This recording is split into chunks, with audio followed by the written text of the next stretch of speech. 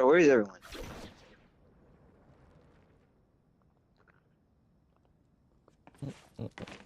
I'm just here trying to impress with the map baddies.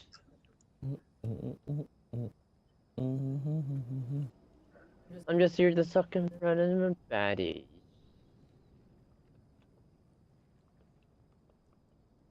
How do we switch material? Where is Find that? out. We're near the big penis. Whoa.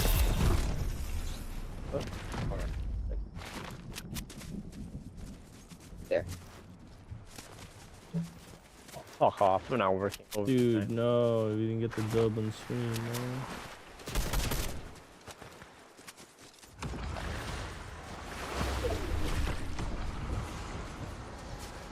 Big what?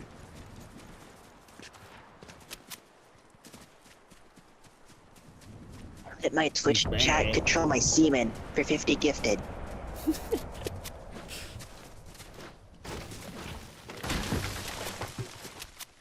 I thought you're just here just to impress the baddie.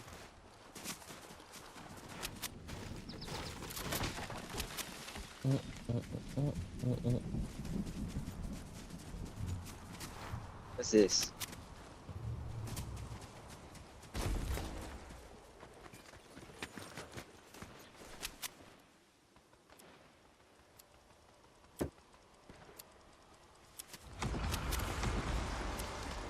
Let me get the big beat.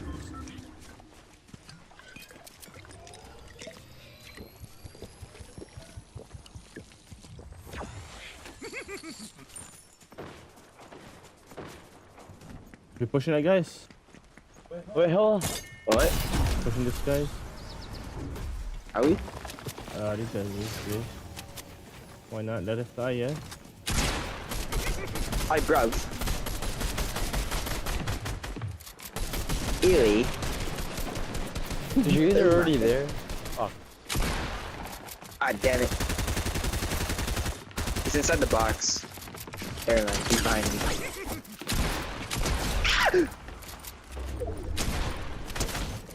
You got him? You did or what? No. There's a guy down there, though. Guy behind you, guy behind you. No way, these guys are try hard, bro. Kill him, bro, kill him. Dude, I'm not up to the Fortnite standards. Keep doing it, doing it. Oh shit, only 5 seconds. The fucking thing that Levy was playing. Hold. Ah, try hard! Yo. Try hard! Alright, Is he actually? yeah. Where is he? Don't push him unless you're good. He's got so much mass. Oh, he's Nick 830! It's Nig 830. Where was he? He's inside the box. He's gonna like rebuild a bunch, then he's gonna like pump you. He's dead. He's dead. No! I'll just reboot. No! Why is my gun a fucking? Oh my god! You see that shit? Come on! I think I'm just gonna impress the baddie. You wanna play zero builds to impress the baddies? Yeah, bro. Go back to zero build? Should we? Fuck. Play one more. I should just play normal real quick because we won doing that. Alright. Play normal. The normal one with cars or the normal one with reload? Reload. Let me choose a different skin because I feel like Nick Fury's cape is fucking me.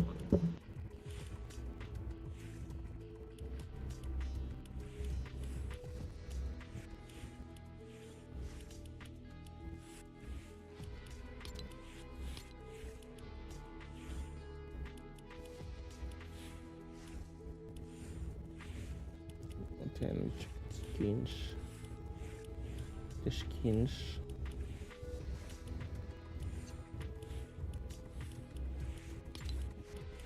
It's weird. No Super Saiyan 3, huh? Oh. Is that an option? No, it's not even.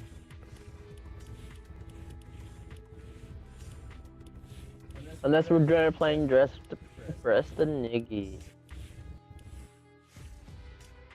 What's worse than Nick Fury just doing this skin?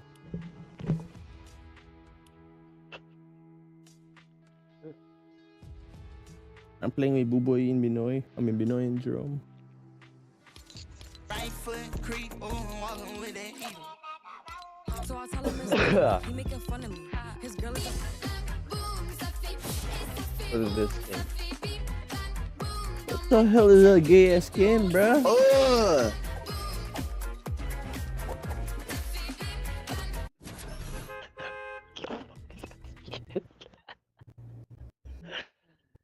The Roar XD. And I still have Yoda on my back. Fuck.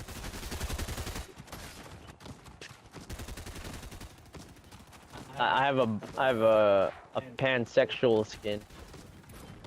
You span? Looks like a little bit too zest. So Jashti.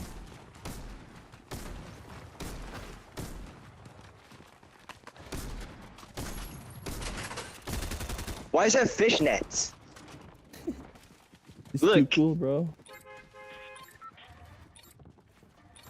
He's hot.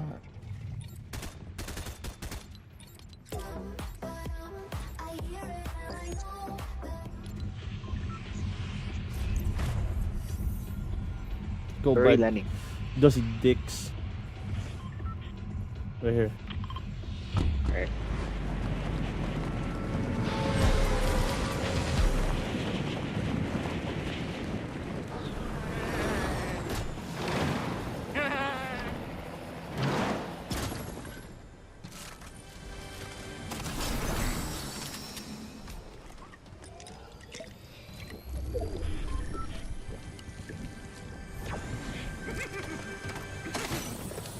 Bullet sure it's been a while since I saw that. It has been a while. What happened, man?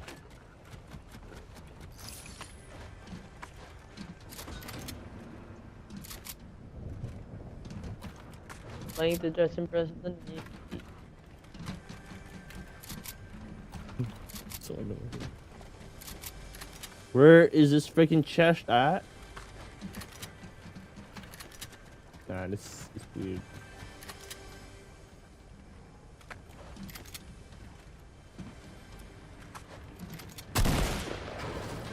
That's good. Where's this chest? Wait, thunder shotgun or tactical shotgun? Tactical. Tactical. What do you want your suit? Tactical. How black can you get? I can't find that shit. What kind of braces do you want? Tactical.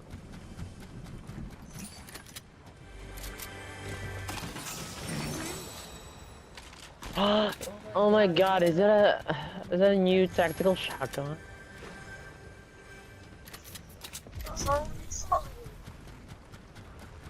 There's a guy here, boss. Boss man. Where? On me. He just sniped me, bro. Where you at? Yo, follow me. Ah! Yeah? McDonald's? Can I have a 10-piece? Ah! Can I have a 10-piece chicken nugget with barbecue sauce? Oh,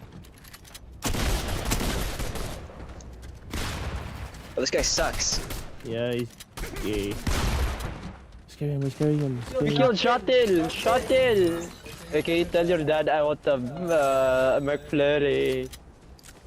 Okay, beta. Say, Kuya Jerome, what's McFlurry? Tell him I want large fries. 10-piece chicken nuggets with barbecue sauce. Barbecue sauce. You forgot. Do not redeem the fucking code!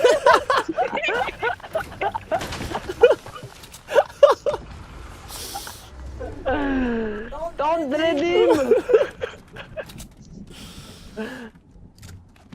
That guy's gone. That guy's back.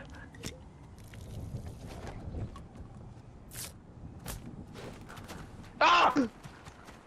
There's a bunker right behind me.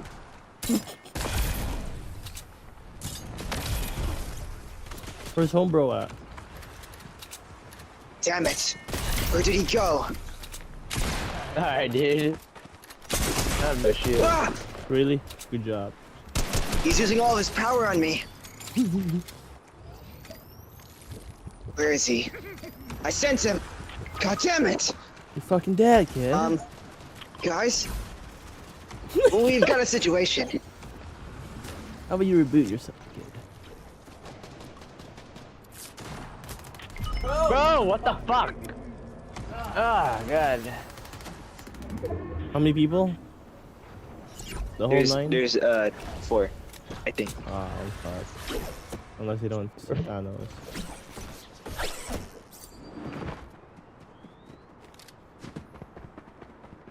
They don't know Thanos is here. Is that Thanos or Yoda? And... Bro, they shoot me out the air. Are you? Yeah. Dude! Oh! They're in the house. Got him. Okay, wants to die one more time. Behind you, behind you! Mother, son of a fuck, dudes. I'm dead. Oh, humbug. I got a scar, didn't I? What was that last game? That was last game.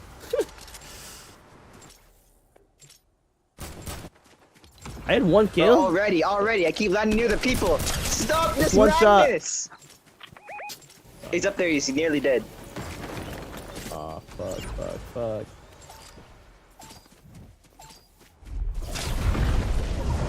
Why am I going to the? Bro, I have no heals. Goblin Chief. Bro, already? Fuck! I got killed by Goblin Chief. I've been fucking that guy up the whole time, man. Goblin. Please, dude. Bro! Just use that to get away. Oh my god! Use the grappling. Yeah. There we go. Go on your right. There's a fucking chest. I can't. You're not gonna use the chest.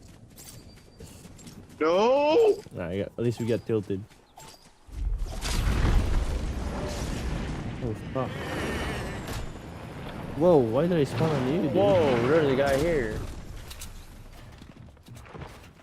Holy shit.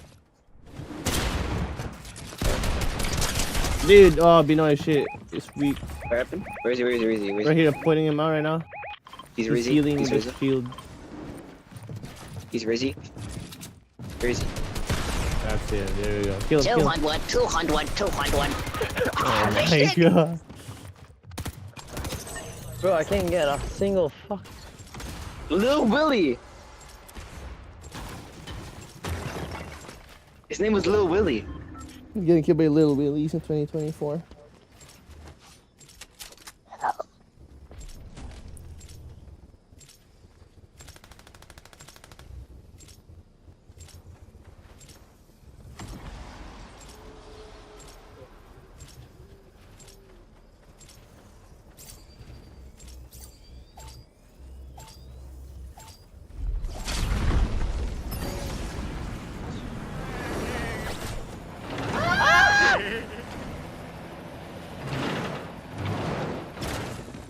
Oh, I killed someone. Who was that?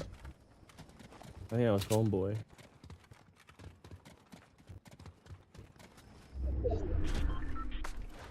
There's more guys in the building.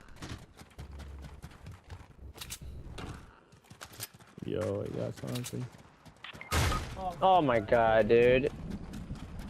You got killed by TikTok Leo.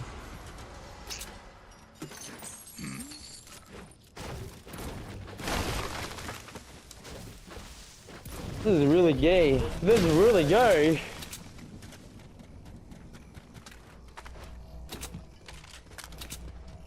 We'll get him some days, okay. Wait, how do we know when the fucking circle will stop? Oh, the timer, huh? Ninja Turtles. Oh, Same guy killed me. the fish stick. Woo! There's 2 fish sticks and Ninja Turtle. I'm dead, bro. Alright, man.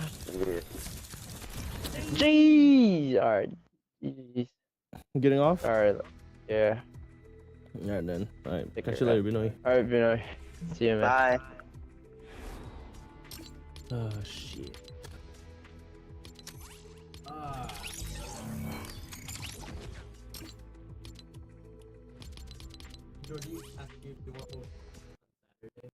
Yeah. Fuck no. Like he wants us to work Saturday?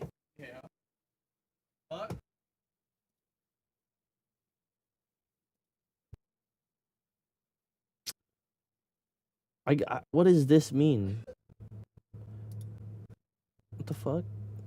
The comparison of the streams failed because one of the streams had a value. What does this mean, bro?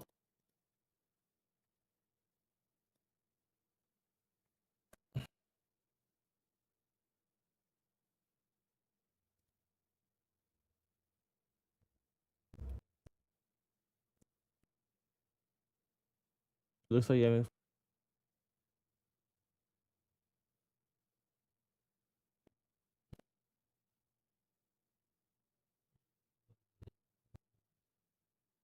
It's not Del. It's not Del. It's not Del. This has been here the whole time. I think so. Alright, okay.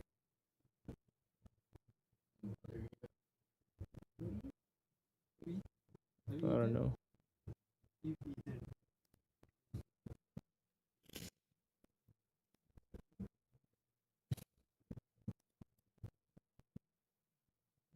These will end everything.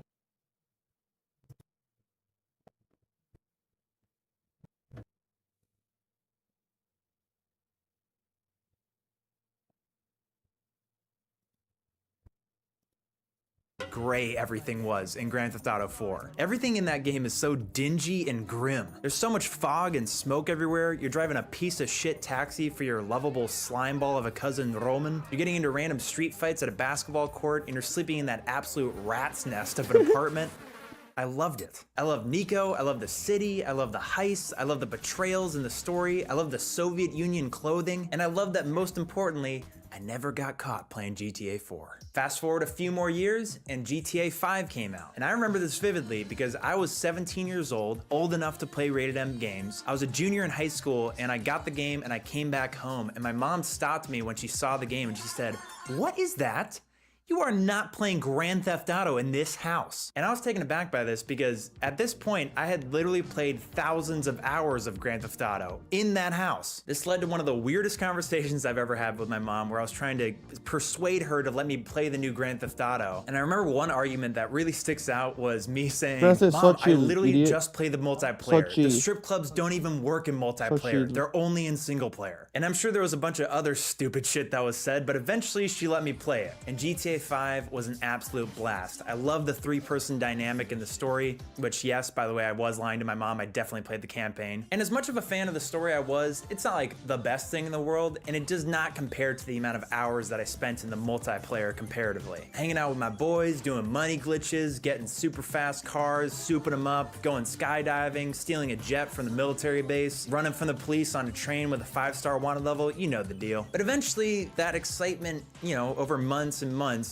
starts to die out. But the thing is with Rockstar games, you always come back to it like every year, multiple times a year to check in on how it's doing. They did put a crap ton of updates in the game, but there are some things that just never came to us the way I wanted it to. Like heists being put into the game. I didn't like that it would take you out of the lobby, and the heists were always like random shit, like let's go steal from a lab who has like data on the government and we can sell it to these just make it a bank, dude. And we'd stop playing again and then come back the next year and there'd be a guy in the game that was modding the game and spawning Ferris wheels in the city, and giant whales were flying through the air and everybody was getting billions of dollars for free, and it just felt like God was an 11-year-old in that game. And we would do this consistently until Red Dead Redemption 2 came out. That sucked our lives away, and then spent even more time in Red Dead Online, wasting a ton of time doing things that I didn't want to do to get almost no money for it. Ended up making a video about that, which launched my YouTube career. Thank you so much. And now it's been almost 10 years since the last Grand Theft Auto. I was 17 when GTA 5 came out, and I'm almost 30 now. And nowadays, it's a rarity to see gamers universally get excited about something. But with the new Grand Theft Auto 6 trailer,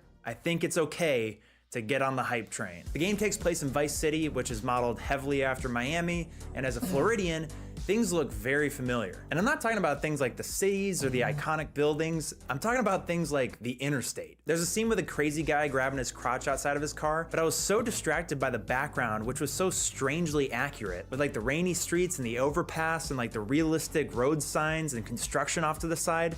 Like, that is Florida. Looks like if you were to look to the left, you'd see the eyesore of I-4, if you know what I'm saying. That's what I think is gonna be the wildest part of Grand Theft Auto 6, is the sheer amount of detail packed into this game. They showed 90 seconds of gameplay, and there's already like hours of content you could do dissecting what's in the trailer. At one point, they enter a liquor store, and like every single bottle, packaging, bag of chips, tiny shirt thing in the background is modeled. There's like a billion different logos and clothings and cars. So many questions just start arising in my head. Like, what kind of wildlife is going to be in the game? Is there going to be hunting like Red Dead Redemption? They show so many different types of people and body types. Like, are we going to be able to gain weight like Arthur Porkins? It's just so cool to think about. Like, I've been playing Red Dead 2 recently again, and I played so much differently than I originally did. It's probably because I played thousands of hours of the game, but like, I've been playing Red Dead and just walking slowly through Valentine, just following around NPCs and greeting them and just seeing what they do, like carrying planks to a construction site. I'm just like fascinated by the detail and the footprints in the ground. It's just like unbelievably well done. And I just can't wait to do that in the next Grand Theft Auto, just drinking in the amount of detail. You know, after I rob and kill hundreds of people. I do like this Bonnie and Clyde romantic dynamic they have between the two main playable characters. I think we're gonna be in for a roller coaster ride of emotions, which is actually what I want from a Grand Theft Auto. I love like a wild card character like Trevor, but I also loved characters like Nico when he had serious moments talking to like a girl on drugs or whatever. Like, you really should get off the heroin. I think it is really interesting that you'll play both of them though. Like people that are in love, and I imagine will get intimate. So in Grand Theft Auto 6, you can literally go f yourself. And I have to mention that the game does look fantastic. The lighting, the foliage, the mud, the blood and the beer. No, the amount of people, the way they move around. I think we're gonna be blown away by this game. But I do have to mention that, and I hate this, that I was a little jaded when the trailer started, because when Lucia turns around, her hair looked a little bit grainy, and my red flags were up the rest of the trailer. Luckily, the trailer looks great. Some of the skin looks a little plastic, but that's okay. I still got plenty of time to work that out. But I hate that this happened because it's the exact same concern I had for the first Red Dead Redemption 2 trailer. When Arthur comes up to a guy that's like laying against a stone, there's like no shadows on the ground, and I was like worried about the next game. Then the game comes out, and it's literally the most jaw-dropping, beautiful game I've ever played, where there's like in-game cutscenes with my custom facial hair and custom outfits that look straight out of a movie. So I'm not really worried about it. And other physics were shown that look really great. No, I'm not talking about the ass. I'm talking about the hair blowing on her face. Okay, and the boom boom. You also gotta factor in that every NPC is gonna have custom hair physics and booty jiggle physics. The hair grain was like my only concern in the trailer. Besides the social media aspect of the game, which makes total sense for a modern day game, but there is just a bias coming from me of like, oh God, I go to these games for an escape from the bullshit of the world, not to have social media incorporated into that game experience. Hopefully it'll be something that's more of like a side thing, like GTA TV, that's totally optional to watch, but who knows, maybe they do something interesting with it. I'm really curious of what they'll add into GTA 6 that they can take from Red Dead Redemption 2. Like, I'm hoping we'll be able to sling a rifle on our back, or like, is there gonna be dual wielding? Is there gonna be more NPC interactions like we had in Red Dead 2? I really like those, but it would be really cool to see a deeper version of them. Say what you want about the people around here. They're friendly. All best now. All right, bye. Are our cars gonna function more like a horse, where we can like carry stuff in it, where we pop open the trunk of our car and throw weapons inside that we can't carry? Or are we just gonna stick with the guns appearing out of thin air like we've been doing since the beginning of time? I'm hoping that they keep updating the combat physics, like when you shoot somebody in the neck in Red Dead Redemption 2, they'll start bleeding out and grab their throat. It's wonderful. I'm excited about potential limb removal, and if we're lucky, decapitation. friends. Actual serious note on that, Oh, no. I hope that GTA 6 doesn't like PG up their game just because it has such a massive reach. Like I know the game made $1 trillion and kids started playing it and channels like Quabblecop and Jelly started posting videos with such bright saturated neon colors that it could roast a Christmas ham. The game started adding in stupid bullshit like flying cars and motorcycles. Like the real adults do not want that. Like keep the game grounded, please. No pun intended. Like, let me shoot somebody in the head and let it be remarkably graphic. Let's talk about what I will want in my GTA 6 and the multiplayer that comes after, or right when it releases would be great. First of all, I will want as many detailed interiors as you can give us. I'm seeing a ton of hotels, which is probably gonna be super hard to do, but that would take the game to the next level of insanity. A main reason I bring this up is because how it would affect the multiplayer free roam. In GTA and Red Dead Online, I never really loved the way that you made money in those games. In Red Dead, it made you do like the most longest, boring mission for like $16 after a 30-minute mission, which was nothing because a dirty hat cost $200. Across the board, delivery missions suck f***ing dick. I never liked the GTA races. I always felt like I had to do them to like level up my character. And things like the heist, I was always put into like a private lobby with 3 friends. The game should let you make money having fun in the free roam. And what I hate the most is getting onto Red Dead Online, entering the game, and there's literally nothing to do. None of the free roam incorporates the main mechanic of the game, shooting guys. Unless you're like trying to kill lawmen and lower your honor level, gain nothing from it, or just like annoy other players that are just trying to walk around. Red Dead Online's free roam is just a fucking hunting simulator, which is arguably the biggest failure of potential I've ever seen in a video game. The reason I bring up the interiors in GTA 6 is because imagine in free roam if there was like at least 50 different buildings, it could be more, it could be less, that were scattered around the map where you could perform heists at on your own time. The reason why I say 50 is because imagine if there's more than 64 players in a game. It would give players different options to go hit different locations with their friends and not run into other players that were ready to ruin their experience, like getting RPG'd by a dude in a morph suit. And maybe there's like a random location chooser that like triples the amount of payout at this certain heist. So that would naturally attract the PvP to that location if that's what you want. It would also give players that nerve-wracking feeling of like, let's say that heist is out in the middle of nowhere and you get to go do it. It's like, are players actually gonna show up, or are you gonna be able to get away with it scot-free? Is scot-free a thing? Scotch-free. It would also be sweet to see different security levels to those heists. Like some could just be like a liquor store and some could be a giant lawyer building, which would have different payouts, and they would send different levels of police or SWAT or even the military. In Red Dead 1's multiplayer, I loved how you leveled up. You leveled up by going and clearing out gang hideouts scattered around the free roam, and you were working towards unlocking new characters. And what I really wanted was the dwarf zebra. In GTA 6 Online, I would want the game to reward you for what you're naturally drawn to play Grand Theft Auto. Along with the multiplayer, I think this would be a really cool time to add in new game modes along with the free roam, like having roleplay servers. It's become so wildly popular with Red M and GTA roleplay, it would kind of be wasted potential just to like leave that to the modders. In general, I would also really love the devs to just try really hard to not sacrifice what they make in single player, transitioning it to the multiplayer. I would love to see the same amount of NPCs and character diversities, keep the same amount of cars and interiors. I hate how in GTA Online and even Red Dead Online, they sacrifice things like not being able to see hair physics or clothes physics, even for just your character. I especially hated in GTA Online the freaking painted on beards and just in general what the characters look like. They look like this like strange alien John Marston Ryan Lashley right here. That's literally Ryan Lashley. I know they'll have plenty of customization for clothes in the game. We've seen that clearly in the trailer just already, but I would really like the game to be like the next AVP and character customization where we can adjust our weights, our heights, and have really different unique faces between characters. There's also a lot of random smaller things I want to see in Grand Theft Auto 6, like Grand Theft Auto 6 being the first GTA to add in proning. Let's see those immaculate footprints that we got in Red Dead Redemption 2 brought into the game. I do want to hear some better gun sounds. I don't know Wait, if is you there prone in Red Dead 2? Yeah. remember, but like the Grand Theft Auto 4 Glock sound. Let's avoid that shit anything literally just like happened, that, like, please. I would love to see better melee combat that doesn't feel so secondary. And along with that, being able to pick up like random items like a beer or a brick like we do in The Last of Us and use that as a weapon. I'd also like to see a smoother movement system in general that also incorporates a little bit of parkour. I'm not asking for it's a little bit of parkour. I'm not asking for Assassin's Creed Unity here, but just something that's like a little bit more athletic and realistic of like what a normal person could do. Along with that, I would love to see some more swimming activity activities added into the game, like maybe some like deep sea spear fishing or something like that, adding in a ton more wildlife. Maybe there's some like ocean photography thing that you can get paid for. Just something involving the water more. I think it's gonna be a major part of Vice City, so it'd be cool to see what they do with that. I know that some of the things I'm mentioning might be shooting the moon in terms of what we're gonna actually get, but honestly, I'm not really too worried about it. I just do have full faith in Rockstar that they're gonna make a stellar game. GTA 6 has been cooking for quite a long time, and it's gonna shake the earth when it drops. And it's just a couple short years away, man. Hopefully. Let's pray that there's not any like crazy delays or anything like that. And I wanna hear what you guys think about this. Do you guys agree with some of my recommendations? Do you have some of your own? What would you think that would be like cool if they added into the game? Did you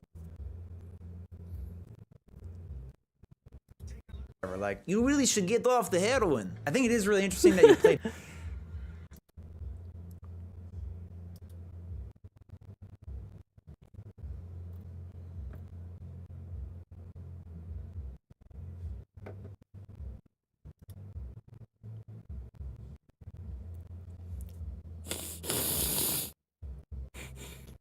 Wait a minute, is this my mouse? Honestly just felt sad because I'm just like, we just went out 12th at the win of the last event, and granted, I didn't really expect us to come win the event, but I also just didn't expect us to get last. It just wasn't clicking. You can kind of feel it as a team, like we're kind of, you know, making some mistakes that we usually don't make, and maybe second guessing some of the plays that we would make. No one really cares if you won Major 3, if you just bomb out Major 4, bomb out at Champs. You know, everyone remembers who wins Champs, not who wins Major 3. It's the end of the year. It happens all the time. Teams start caring more. It's around Champs time. These teams are playing for their lifeline to get into Champs. Like, it's do or die for these teams.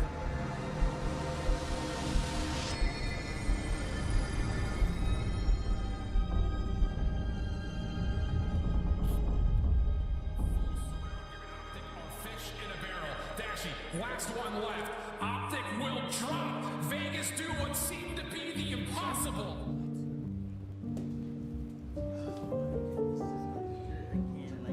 Oh my fucking god,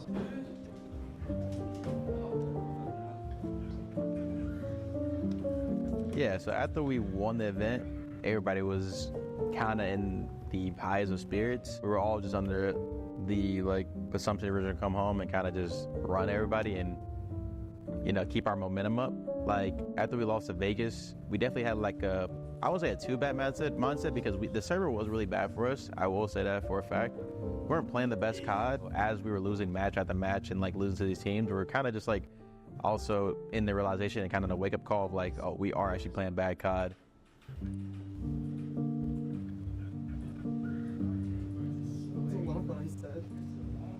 Yeah, I mean, so online COD is very wonky sometimes.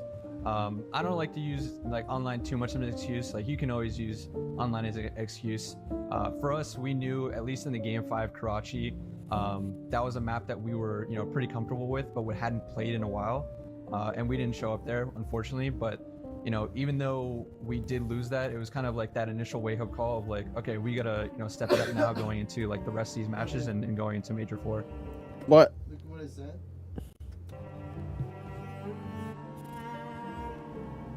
As you guys saw, started losing pretty much every S&D. I don't think we won a single one after.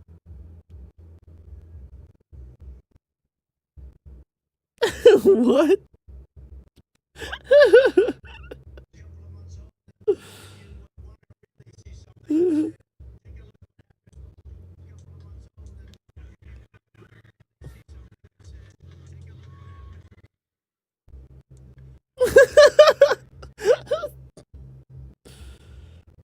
Oh, after the very first one that we won in the qualifiers, lost like out of the 7 series we lost, 6 of them went to game 5, lost all the S&Ds in those except for 1-3-0.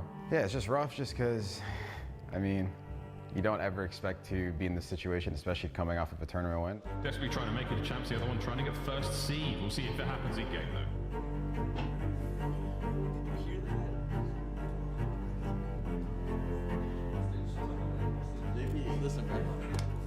Listen, bro, let them know that we need a new intro, bro. We do need this shit. Bro, is that guy drinking? We do need this shit.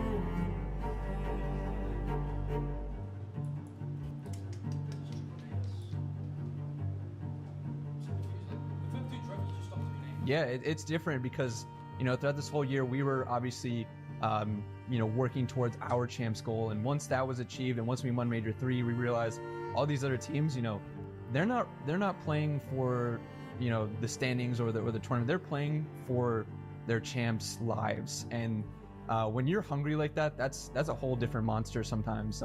You know, they always say, like, the hungry dog runs faster. Teams are catching up, man. I mean, you see it. All the top teams are starting to get played closer against these middle of the pack to bottom tier teams. So it's the end of the year. It happens all the time. Teams start caring more. It's around champs times. These teams are playing for their lifeline to get into champs. Like, it's do or die for these teams. So they got to be on the ball and keep the practice up and keep it to a good standard. Right now, New York Subliners have the opportunity to do the funniest thing ever and maybe start Optic in the losers bracket. So better to deal with them all. Like, our mistakes in this stage were definitely super minimal, but they were also mistakes that, like, we kept having, like, happen repetitively.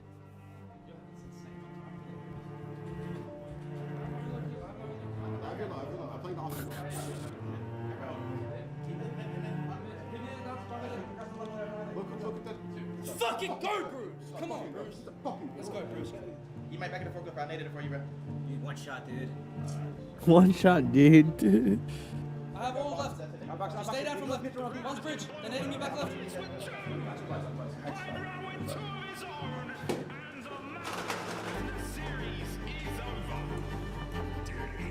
All left. How do we not even think about our side checkout? But we shouldn't give it up then. They're all left. We should at least clear it. Or at least play it. There is no way we should lose like that, bro. I give us all the info. I even killed the one guy that's not curved. They are all left. You're getting joked every fucking gunfight. I mean, that's like what the fuck is that? Holy fuck.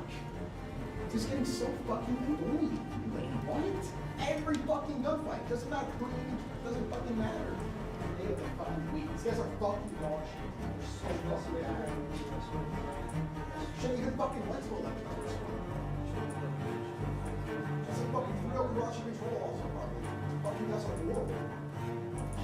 God. This is so fucking annoying. So fucking annoying.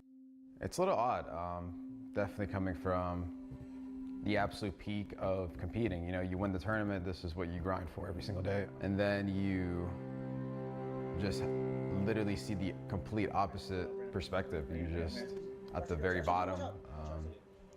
Feels like nothing's going your way, but I feel like over the years of competing and getting experience, all the knowledge that I've gained, it's a part of it. You know, obviously this drop off, I guess like how extreme it was is not, it's a little odd, but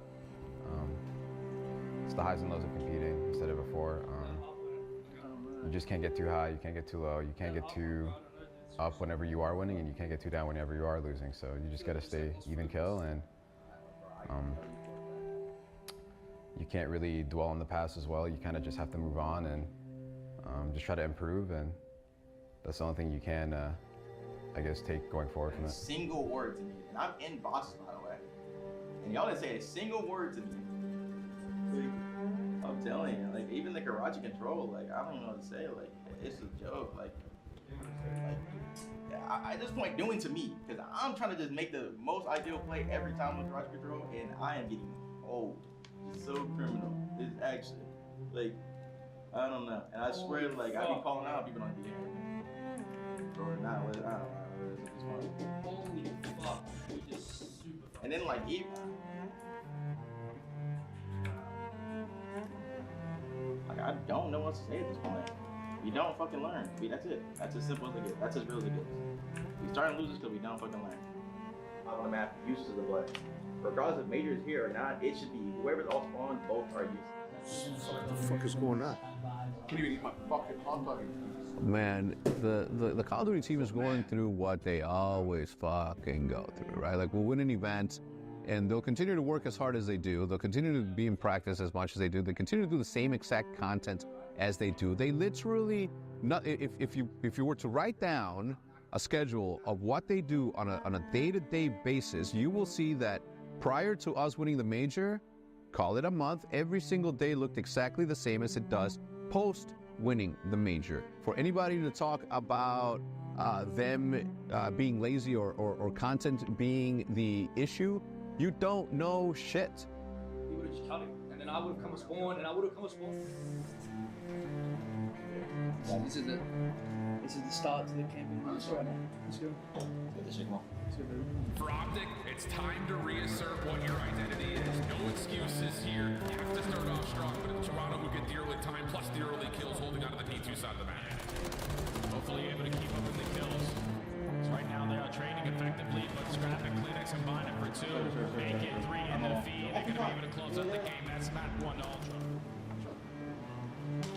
Down to just Ashy, which may have been the story of this entire map at one moment in time. The stack design is going to force Bruce's hands, and Optic will fall 0-3 from first to worst. The Major 3 champs are going to come in as the 12th seed in LA. Oh my god, and they just got Kleenex, Alan. It's as simple as that.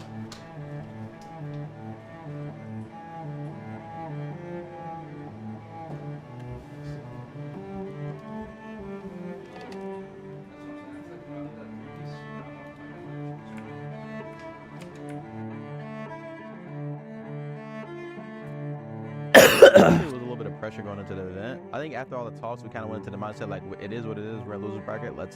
We have nothing to lose. Let's just go out and fry everybody that drops down to us or plays against us. So like as a team, we're definitely still confident.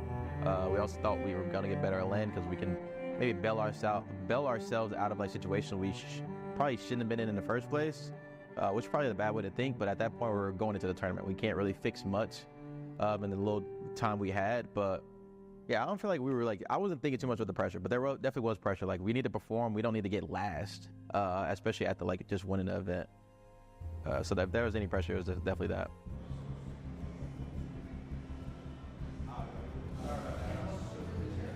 What are you filming, dude? I film everything. You're filming me getting checked from breakfast? Is that live? Yeah. Dude. What are you filming, dude? Film everything. You're filming me getting checked from breakfast? Is that live? Yeah. It's good, man.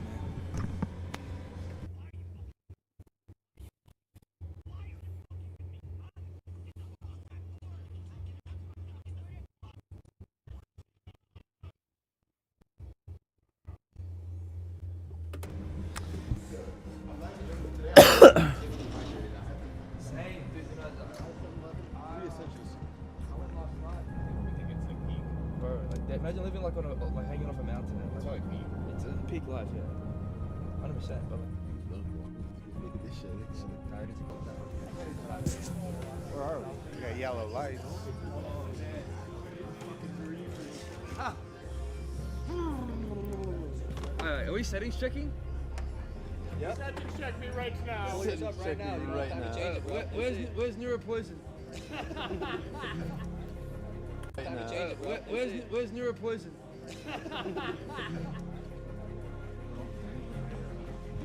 I must have a fucking people on my diver.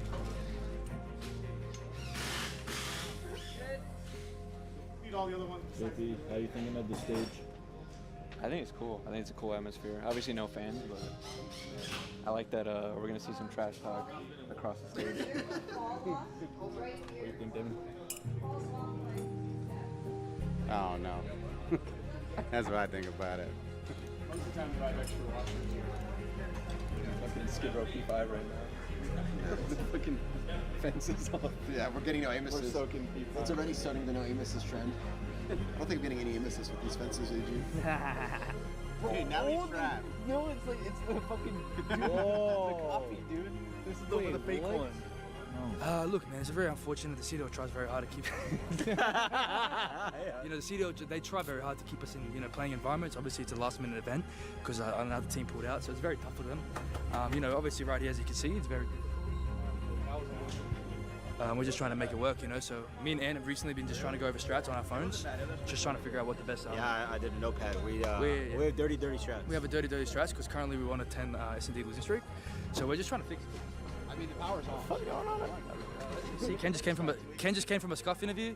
He has no idea what the fuck's going on. He's been in there for an hour. He's doing Beyonce photo shoots in there. I've been gone. We still ain't fixed this shit. Who's in charge? Well, who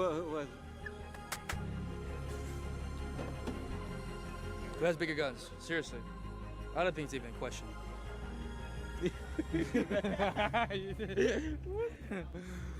Yeah, so obviously it was a different schedule for us going into this tournament just because first time we started in losers and the other tournaments we were obviously starting winners and we won our round one matchup, so we kind of just skipped that Friday and then just went from Thursday to Saturday. But this tournament was different. Obviously we were live seed coming into it, so we're playing on Friday. Obviously the scrims were going well, but we're also scrimming only respawn, so that's another thing too. People are like kind of flaming us for like saying our scrims are going well, which sometimes they aren't, but for the most part, whenever they are going well and we are losing, I mean, like you're not really scrimming as like you are like once, maybe twice a week, but majority of the time, probably 85–90% of the like pro scrims are just respawn. So, but we got some good scrims in, like a lot of land reps is really good, especially going into this type of tournament. Toronto just got locked down to loser bracket, so that's really interesting for this tournament. Now it's going to be us, Toronto, and either NYSL or FaZe in the loser bracket, so the tournament's looking real interesting.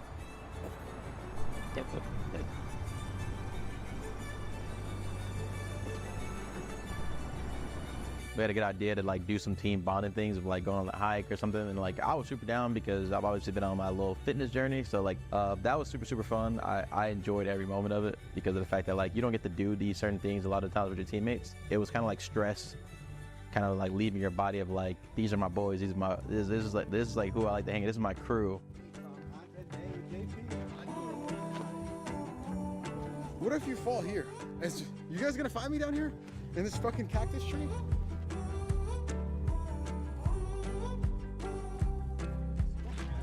This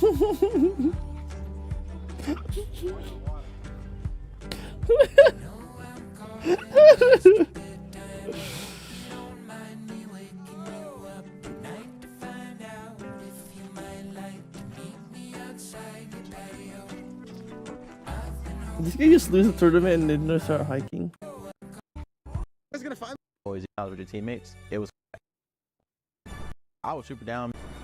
So right now, so I'm probably 85–90% of the like pro scrims are live seed coming into it, so we're playing on Friday. Obviously the scrims are going well, but we're also scrimming only respawn, so that's another thing too. People are like kind of flaming us for like saying our scrims are going well, which sometimes they aren't, but for the most part, whenever they are going well and we are losing, I mean, like you're not really scrimming as like you are like once, maybe twice a week, but majority of the time, probably 85–90% of the like pro scrims are just respawn. So, but we got some good scrims in, like a lot of land reps is really good, especially going into this type of tournament.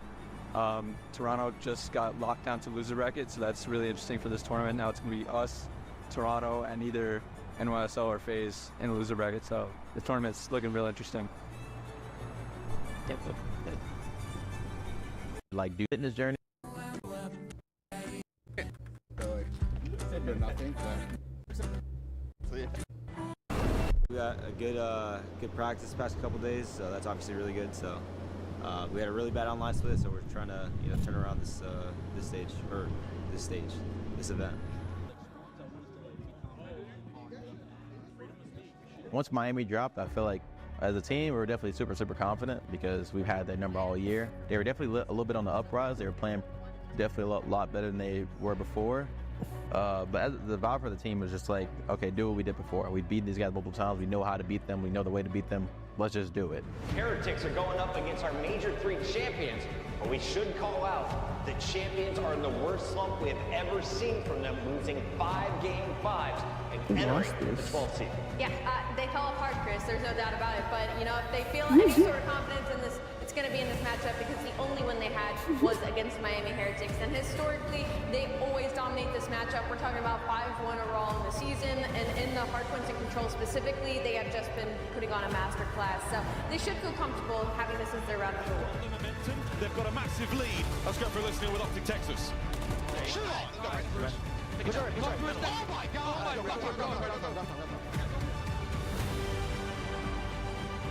But no one here for the Heretics to push forward and capitalize.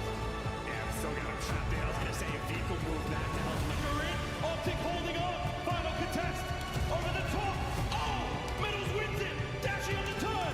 Lucky down. Lucky down. Game 5. It just wasn't clicking. You can kind of feel it as a team, like we're kind of, you know, making some mistakes that we usually don't make and maybe second guessing some of the plays that we would make. I feel like throughout my career, there's been times where I've had to clutch up and I've done it. But like going into this round 11 with me being the last alive, like I feel like you kind of like have this feeling of like, oh, I can win this. But the situation I was in was just so bad that like I just knew I couldn't win it. And I really just wanted to like put my controller down and just get up and go fist bump. From first. Sino? Buboy Binoy? Yeah, legit. Bakit? Are you hungry to get some McDonald's? Ano eh? McNuggets. McNugget man.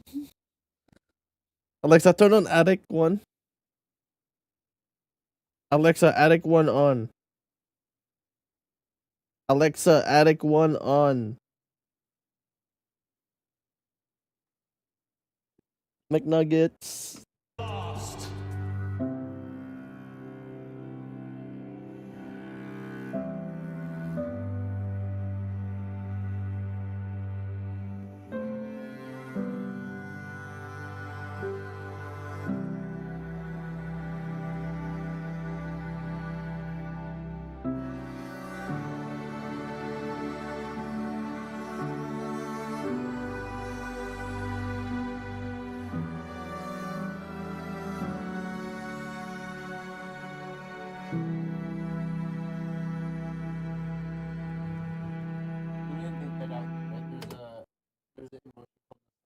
Mm-hmm.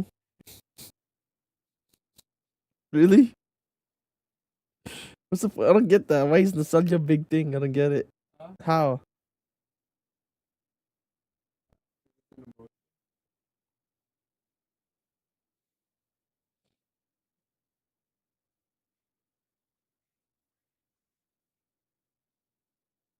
Like being nostalgic.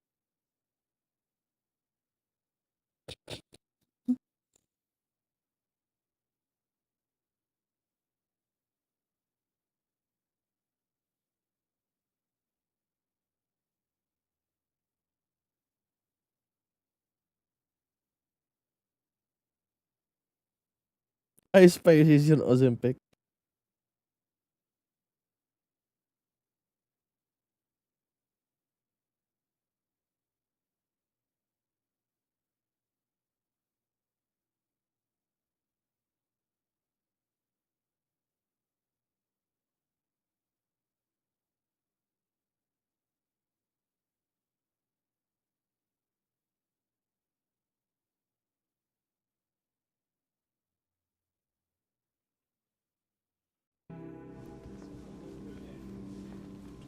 Might as well go back on the hike and jump from the top of that shit. Okay.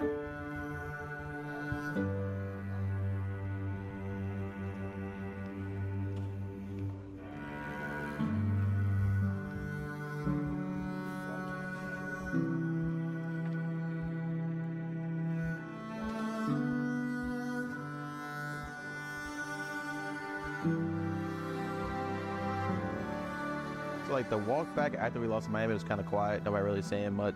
Once everybody got outside and kind of got all the things packed, everybody started airing things out. As the split went on, the build up of everybody's anger towards like the game or like how we're playing the game, like kind of was just like, okay, now we got 12. This is like the confirmation that we're not playing good. Everybody's just trying to say all their bits and pieces of like why we lost and what we think we need to work on. Y'all are behind me.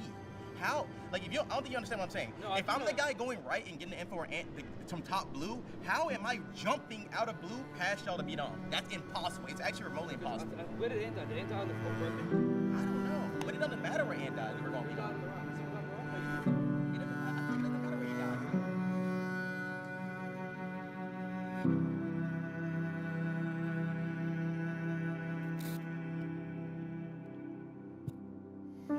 These guys are cooked. These guys are cooked.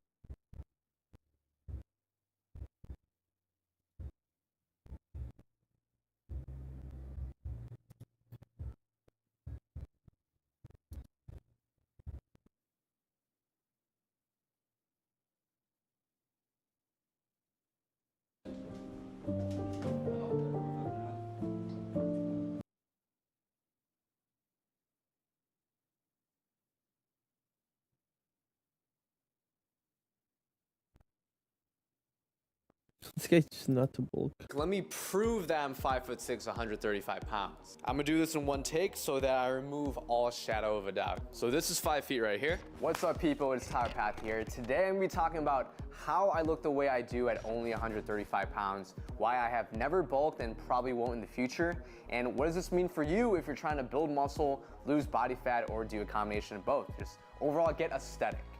Now, I need to preface this by saying that this is only my opinion, and I think I provide pretty good reasons on why I think the way I do, but take this as an alternative perspective as someone who's in the fitness industry but isn't competing, and they're just trying to live their best life, be healthy, and do this 100% naturally. But real quick, let me prove that I'm 5'6", 135 pounds. But honestly, I don't know what guy would lie about being 135 pounds. I'm gonna do this in one take so that I remove all shadow of a doubt. I'm actually 134 pounds as of me speaking right now. I can show you the scale. Let's see that? Okay, now let's prove my height. So as you see, 5 feet is over here. So I'm gonna step on this little divot that's not meant to be measured.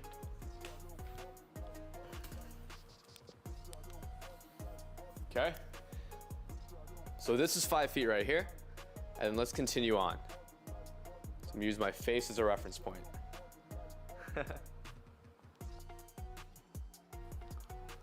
There. So you see? 6 inches, 5'6". Maybe I'm 5'5" at night. Because of course, you naturally get shorter as the day goes. So now that we got that out of the way, how is it that I'm actually only 135 pounds? Well, in this case, 134 pounds. And really, it comes down to what people will call genetics. But what does that mean? Now, one of the biggest factors that genetics can impact that will then further impact your weight is bone structure. Now, me personally, I have a very narrow frame. I have a small bone structure. My wrists are skinny. I can wrap my pinky around them. Ankles are relatively skinny too. And in terms of overall broadness in my shoulders and my waist, it's pretty narrow. I have a pretty narrow shoulders, but luckily I also have a very narrow waist. Like, I normally wear 28-inch waist jeans. So bone structure is obviously one factor, but another big factor is body fat percentage. Now, this scale tells me I'm like 8.9% body fat. While I don't think that I'm that lean, I'm definitely on the leaner side. I probably hover between 10 to 12% body fat pretty much year round. And admittedly, I've pretty much been at this body fat percentage more or less all my life. The highest body fat percentage I probably got was like freshman year at college. I had like the freshman 5, basically. I got to like 140 pounds. There, I was probably closer to around like 14% body fat, but now I don't want this to be mistaken as I'm unhealthily lean, because I'm just naturally a lean person.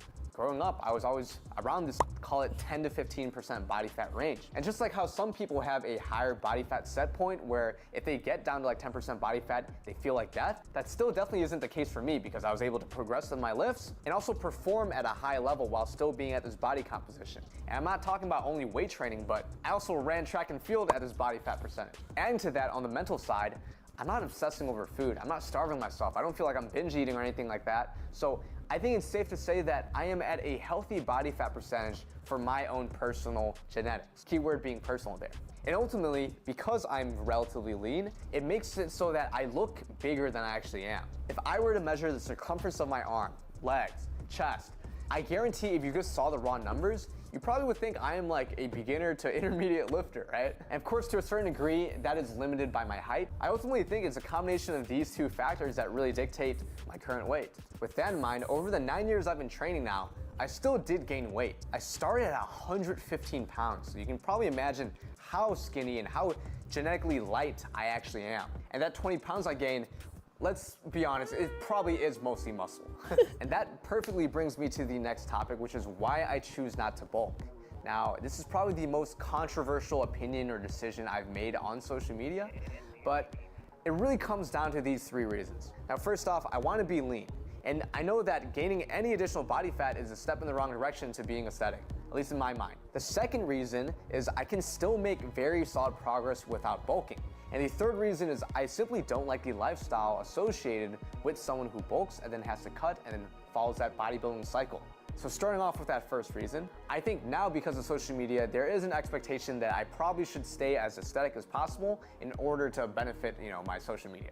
But even before social media, my goal after I stopped running track and field, so once I got to college, was I wanted to be aesthetic, while of course also feeling good and feeling functional, feeling super active, and I'm a pretty agile person, and because I ran track and field, I take pride in being fast. To me, it just didn't really make sense to bulk and gain weight. Moving on to that second reason, when I first started in the gym, right, when I was in that newbie gains phase, I saw that I was making progress without even intentionally bulking. Now, ultimately, I didn't track during that time, so it is possible that maybe I was in a surplus on some days, but I was definitely not in a reliable surplus because I didn't really gain body fat. So while in my mind, even though my friends were bulking and doing all this stuff, even back then I was getting shit for it, I listened to myself and I'm like, dude, I'm still making progress right now. I'm happy with the way I look.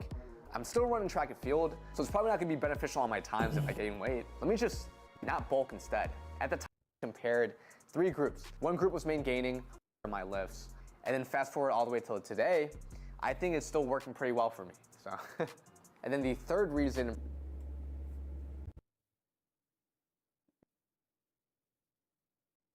If you go on your search engine and type the most realistic GTA game, then you're guaranteed to see GTA 4 in tons of posts. Even without searching that up, you could already take a good guess at knowing that GTA 4 is undoubtedly the most realistic GTA game. For as many years as I did the job, realistic the level and essentially makes your actions have extreme consequences.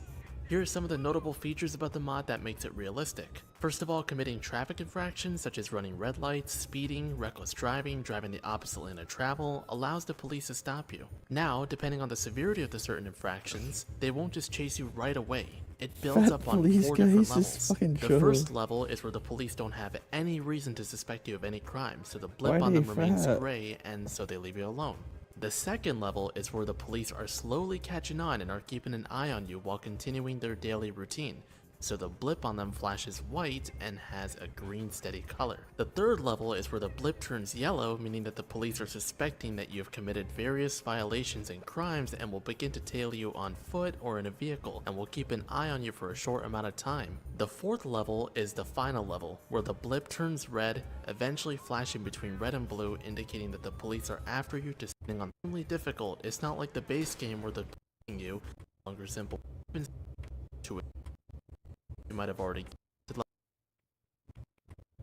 are ones that I actually mixed together, and I believe it'd be good to explain both of them at the same time, that being Liberty Rush and Potential Grim. GTA 4's environmental activity is one of the main reasons why people absolutely enjoy the game, and let's be honest, Rockstar did a fantastic job at making the game more lively with the NPCs and their behavior in scenarios. But just as I told you at the beginning of the video, good can become better, and this gets better with the 2 mods, Liberty Rush and Potential Grim. Both of these mods are separate, but function both similarly and differently.